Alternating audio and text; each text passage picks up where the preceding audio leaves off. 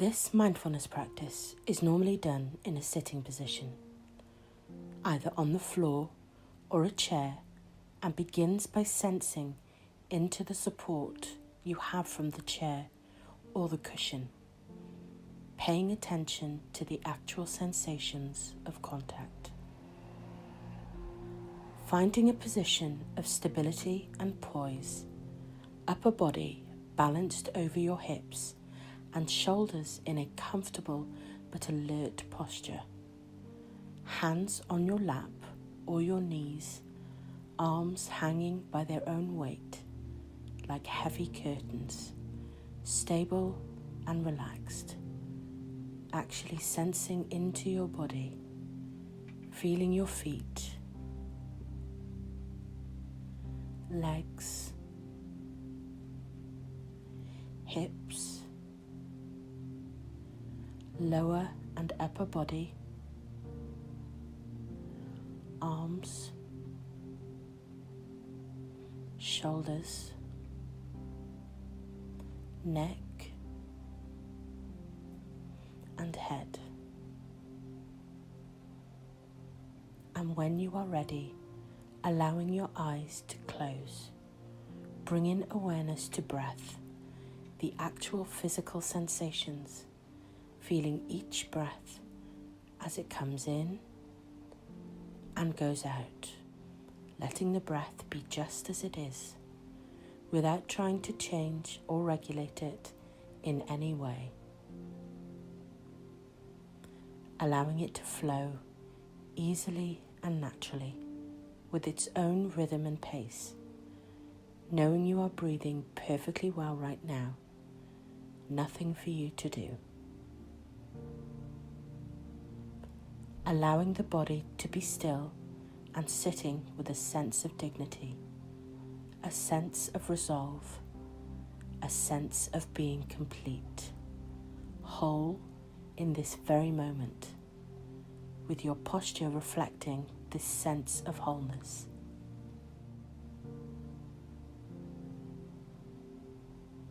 As you sit here, letting an image form in your mind's eye of the most magnificent or beautiful mountain you know or have seen or can imagine.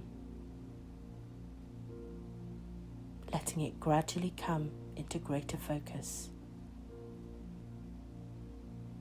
And even if it doesn't come as a visual image, allowing the sense of this mountain and feeling its overall shape, its lofty peak or peaks high in the sky, the large base rooted in the bedrock of the earth's crust, its steep or gently sloping sides.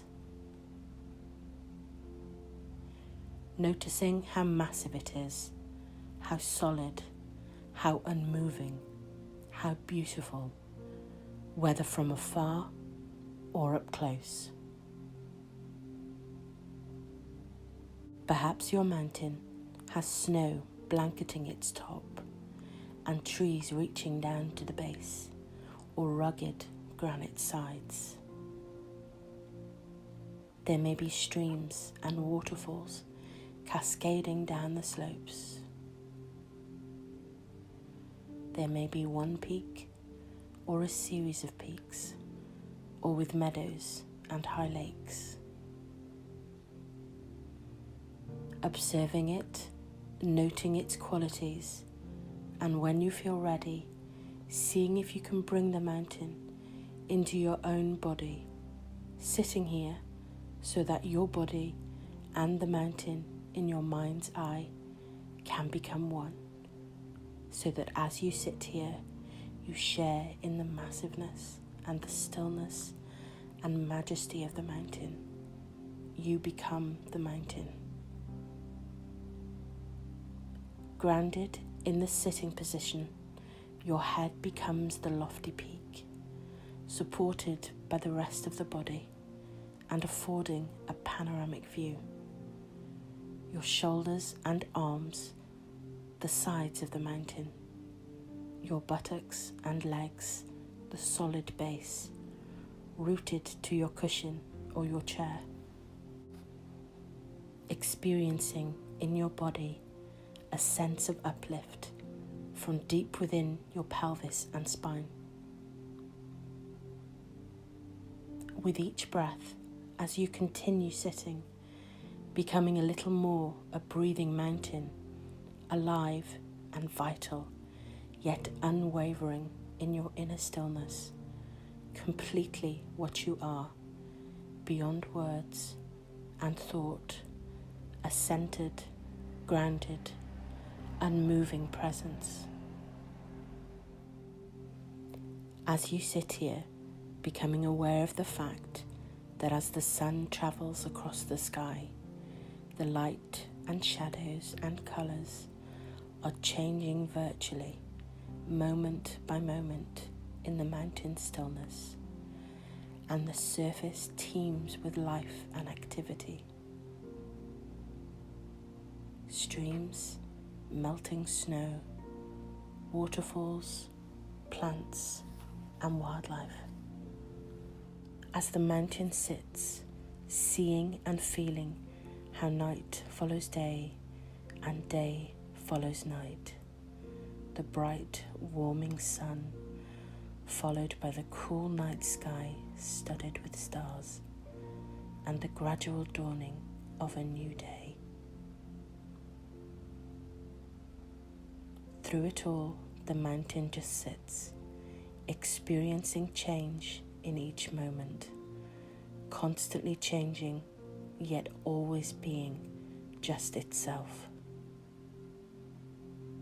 It remains still as the seasons flow into one another, and as the weather changes moment by moment and day by day, calmness abiding all change.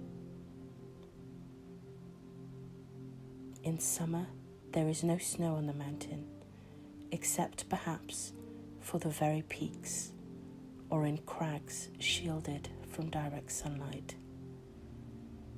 In the autumn, the mountain may wear a coat of brilliant fire colours. In winter, a blanket of snow and ice. In any season, it may find itself at times shrouded in clouds or fog, or pelted by freezing rain. People may come to see the mountain and comment on how beautiful it is, or how it's not a good day to see the mountain, that it's too cloudy or rainy or foggy or dark. None of this matters to the mountain, which remains at all times its essential self. Clouds may come and clouds may go. Tourists may like it or not.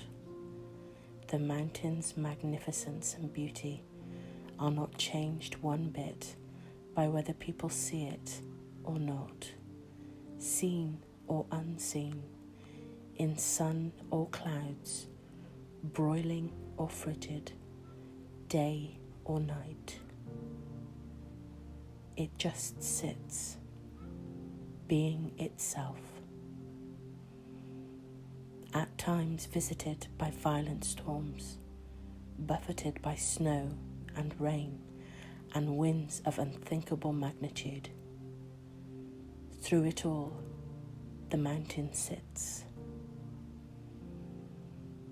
Spring comes, trees leaf out, flowers bloom in the high meadows and slopes, birds sing in the trees once again, streams overflow with the waters of melting snow.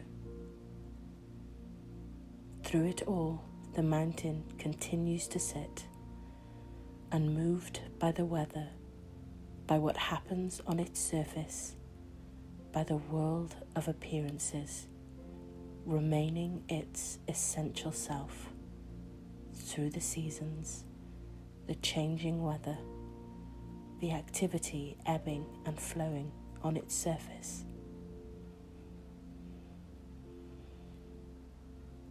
In the same way as we sit in mindfulness, we can learn to experience the mountain.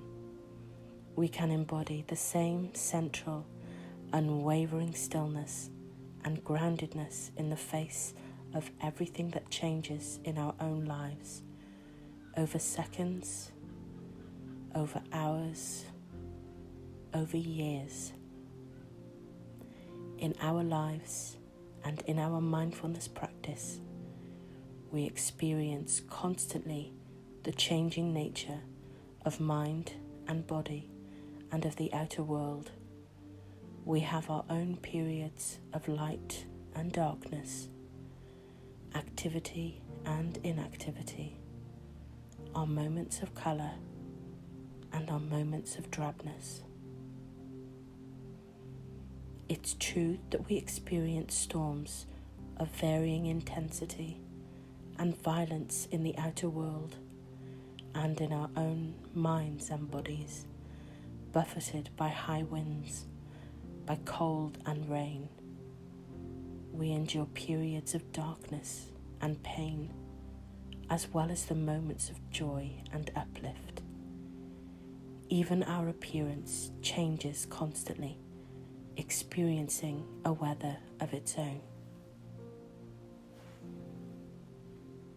By becoming the mountain in our mindfulness practice, we can link up with its strength and stability and adopt them for our own.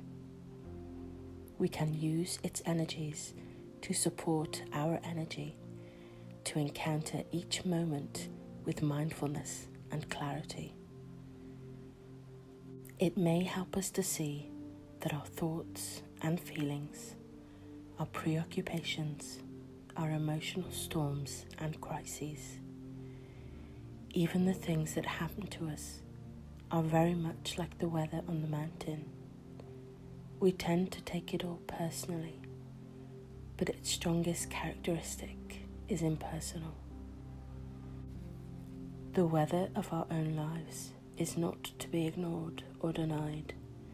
It is to be encountered, honoured, felt, known for what it is, and held in awareness. And in holding it in this way, we come to know a deeper silence and stillness and wisdom. Mountains have this to teach us, and much more if we can let it in. So if you find you resonate in some way with the strength and stability of the mountain in your sitting, it may be helpful to use it from time to time in your mindfulness practice to remind you of what it means to sit mindfully with resolve and with wakefulness in true stillness.